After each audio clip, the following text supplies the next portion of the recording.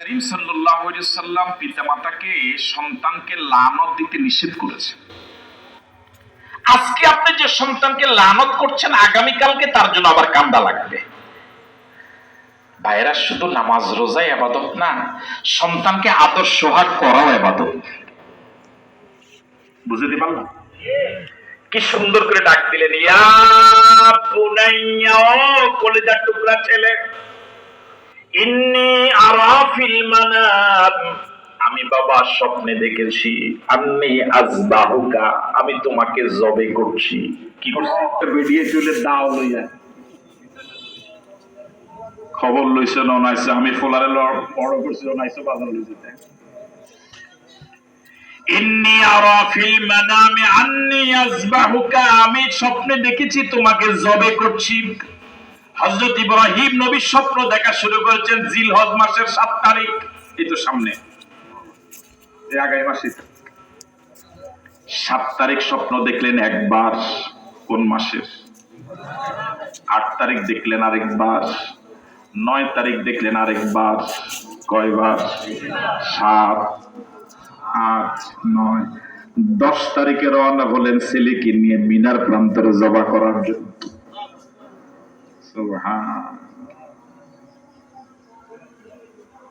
এবার বললেন ফানজুর মাযা তারা, ছেলের কাছে মতামত জানতে চাচ্ছেন। ছেলেরে আমি তো স্বপ্নে দেখেছি, এখন তোমার মতামত কি? ফানজুর মাযা তারা, তুমি তোমার মত দাও। এই আয়াত আমাকে আপনাকে শিখায় নবীদের স্বপ্ন ও ওহী, এটা সাধারণ স্বপ্ন না।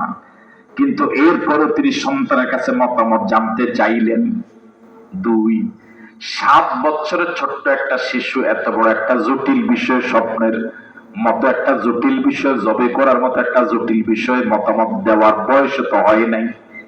হ্যাঁ, ছোট্ট পোলা, কিন্তু এরপরে মতামত জানতে চাইছে। এর মাঝে কি আমার আপনার জন্য কোনো শিক্ষণীয় নাই? শিক্ষণীয় হলো, আজ বাবা যারা আছেন, মা যারা শুনছেন, ছেলে ছোট হোক বড় হোক, মেয়ে ছোট হোক বড় হোক, ধর্মীয় কাজে পারিবারিক কাজে তাদেরকে বৈঠকে ডাকবেন, একটু জিগাইন, এটা উত্তর হাতের জমিটা, এটা বাগা দিতাম চাই, কি কষ্টরা। বুঝলেন? আমার এই বাংলা কথাটা বুঝছেন না আপনারা? হ্যাঁ, দৈন হাতের এই 5 ঘন্টা এটা বেশি লিখতাম চাইতে আছে। তোরা কি কস? ছেলে হয়তো এটা জবাব দেওয়ার বয়স তার হয় নাই, কিন্তু সে তার নিজের ভিতরে একটা বুঝ হবে, আল্লাহ আমার আব্বা জমিন ওনার, উনি আমাকে জিজ্ঞেস করছে আমার আব্বা আমাকে কি সম্মানটা দিল, আমিও আমার উচিত হবে যে কোনো কাজে বাবার সাথে পরামর্শ করে করা। আপনি তাকে শিখাইলেন। ছেলে মেয়ের সাথে বন্ধুত্বের সম্পর্ক করুন। এখন তো বাপ একদিকে ঢুকলে ছেলে আরেকদিকে, এরকম বহু পরিবার আছে বাপ ছেলের 1 বছর দেখা সাক্ষাৎ নাই, কথাবার্তা নাই। এই পরিবার তো জান্নাতি পরিবার না, এটা তো গজবী পরিবার। একসাথে বসে খাওয়া দাওয়া করেন, কথাবার্তা বলেন, বাপ ছেলের সম্পর্ক তো বন্ধুত্বের। ছেলে বিয়ের উপযোগী হয়ে গিয়েছে, ছেলে নিজে বলবে আব্বা একটা মেয়ে দেখেন, আপনার তো ব্যয় দরকার। আর যদি পরিবেশটা আপনি না দেন, যদি তার কাছে আপনি ভয়ানক আজরাইল হিসেবে পরিচিত হন, একটা সময় ছেলে অঘটন ঘটাবে, বিয়ে শাদীর ব্যাপারে আপনাকে জিজ্ঞেস করবে না, আপনার চুল নাক সব কাটা যাবে। আর যদি ফ্রি হয়ে যান, তাহলে দেখবেন ছেলে মেয়ে সব খুলে খোলা বলবে। সে অন্যের কাছে সময় দিতে চাইবে না, আপনার কাছে সে খোলামেলা সব বলবে। আমাদের যুবকদেরকে যদি আমরা শরীয়ত সম্মত পদ্ধতিতে এইভাবে যদি সম্মান দিতে পারতাম, এই যুবকরা গাজতি হতো না, মাদক সেবী হতো না।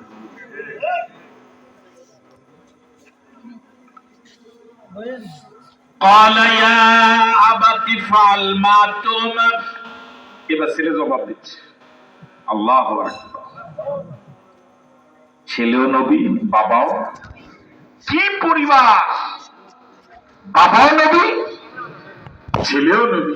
আর বর্তমান পৃথিবীতে বাবাও চোর, বাবাও টাউট, ওর কথা কয় না কেন?